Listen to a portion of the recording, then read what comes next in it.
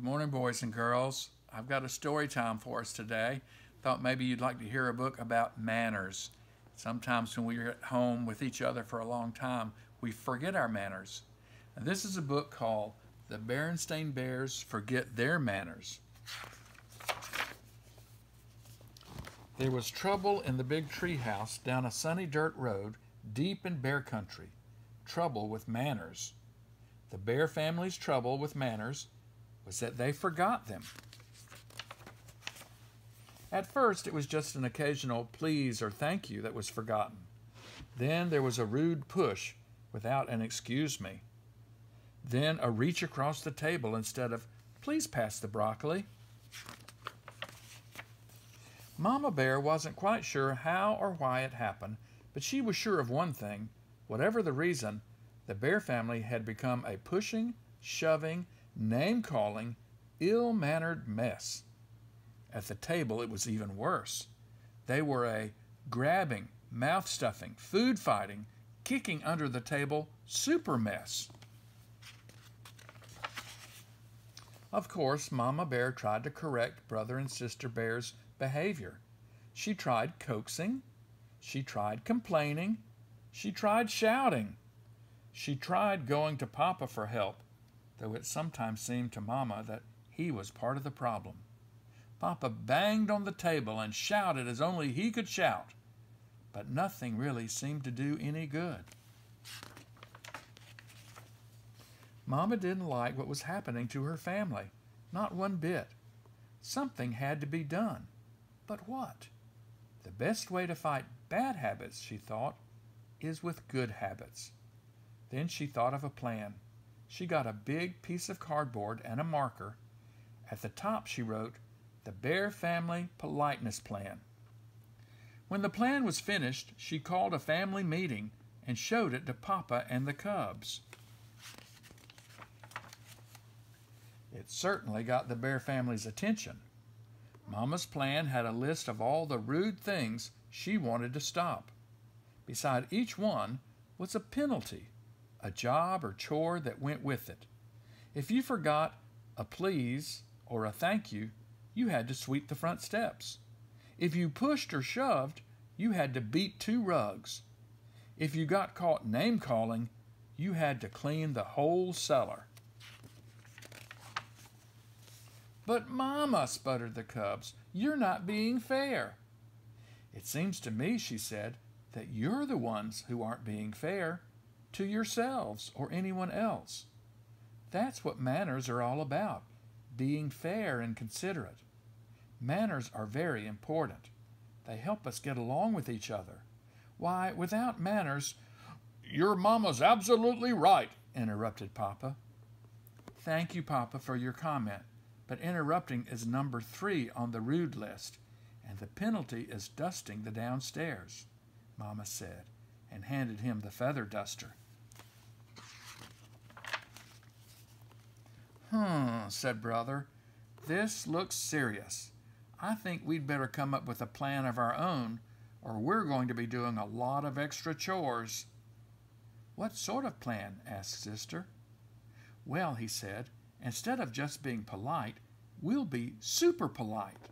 We'll please and thank you so much that Mama will get fed up and call the whole thing off." "Yes," said Sister, "we'll be so polite she won't be able to stand it." They put their plan into action. They were super polite. On the stairs. "After you, Sister dear." "Thank you, dear brother." In the hall. "Excuse me, brother dear." "Why, certainly, my dear sister." Waiting for the bathroom. "Terribly sorry to have kept you waiting." "Think nothing of it, my dear." But it didn't work the way they expected. Mama didn't get fed up at all. And after a while, Brother and Sister forgot about being super polite and were just polite. At the table, "Pass the honey, please." "Certainly." In their room, "Would you like me to help you pick up your toys?" "Well, thank you very much."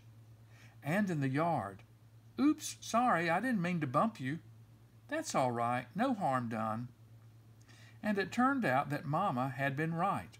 Things did go more smoothly. Once they got into the good manners habit, they didn't even have to think about it. But it wasn't so easy for Papa. He was the one who got fed up. It's a little harder to change habits when you're older, and he had to do quite a few extra chores for forgetting his manners. "I'm glad to get out of the house, away from that politeness plan," he said as he drove the family along the highway on a trip to the supermarket.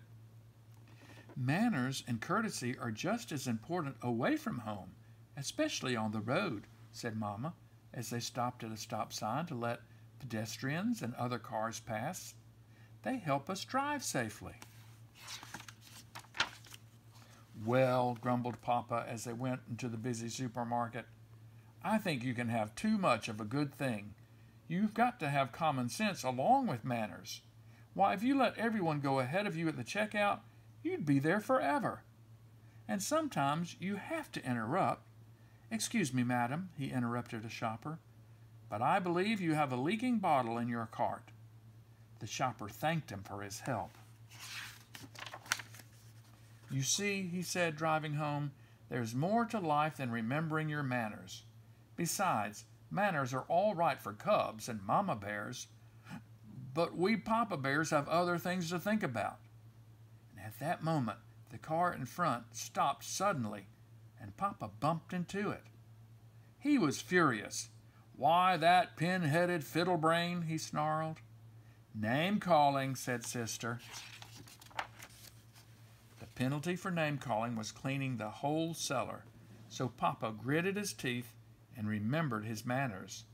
And a good thing, too, because climbing out of the other car was the biggest, angriest bear he had ever seen.